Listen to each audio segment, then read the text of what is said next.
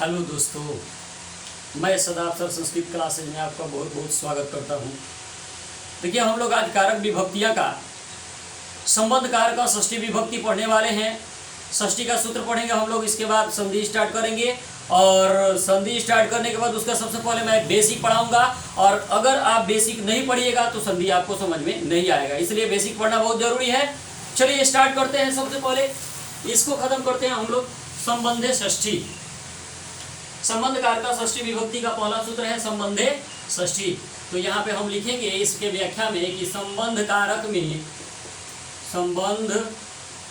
में षष्ठी विभक्ति होती है। संबंध कारक में षष्ठी विभक्ति होती है। संबंध कारक में षष्ठी विभक्ति होती है। अब इसमें यथा हम लोग उदाहरण लेंगे।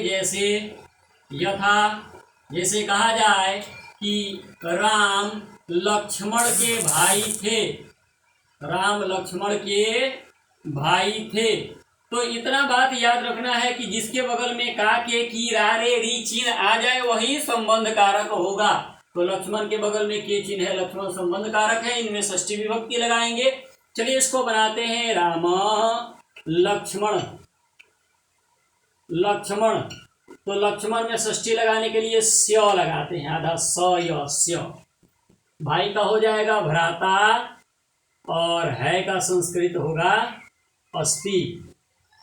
2 नंबर उदाहरण इस पर लेते हैं हम लोग। दूसरा उदाहरण है राजा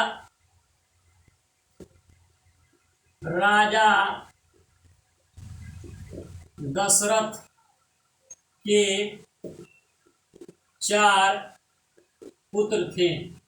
बड़ी इंपॉर्टेंट है एग्जाम्पल। तो आप देखिए किसके बगल में के चिन्ह आ रहा है, दशरथ के। दशरथ में षष्ठी लगाएंगे। तो देखिए राजा दशरथ के, तो राजा में भी षष्ठी लगेगा, हो जाएगा राज्ञः। दशरथ में भी षष्ठी लगेगा तो हो जाएगा दशरथ में स्य लगा देंगे, दशरथस्य। 4 का संस्कृत होता है चत्वारः और 4 पुत्र है तो बहुवचन में होगा बालका तो पुत्रा। है का संस्कृत हो जाएगा हमारा संति। ठीक है। चलिए षष्ठी का अब दूसरा सूत्र हम लोग देख लेते हैं। 2 नंबर सूत्र षष्ठी का। षष्ठी चाना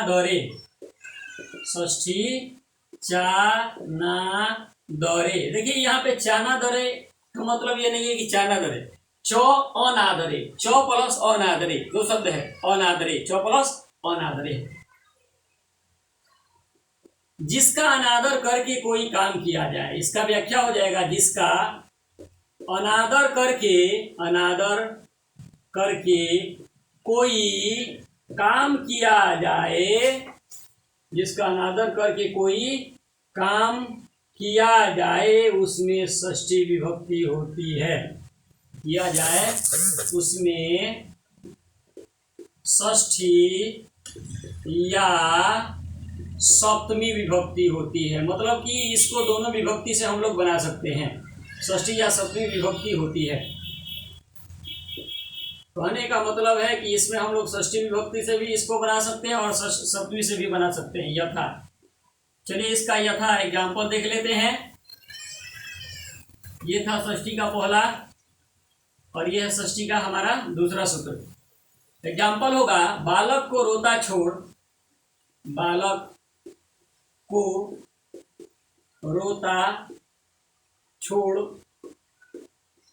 माता चली गई।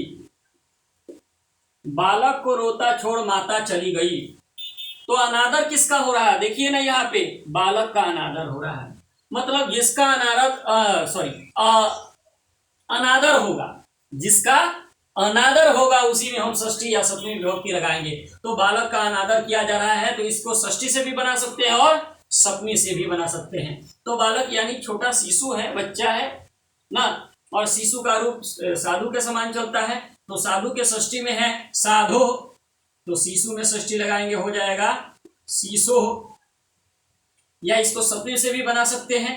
तो सप्तमी से कैसे बनाएंगे?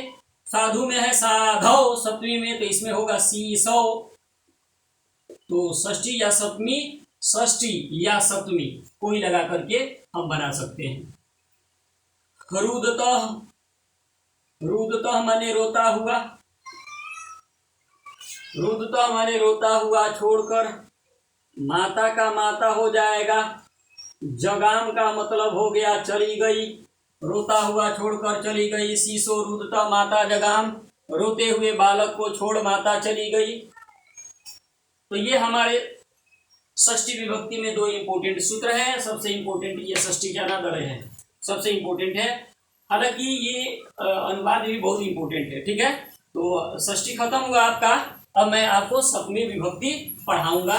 इसका स्क्रीनशॉट लेना चाहते हैं या लिखना चाहते हैं लिख सकते हैं, इसको सही ढंग से याद कर सकते हैं और अनुवाद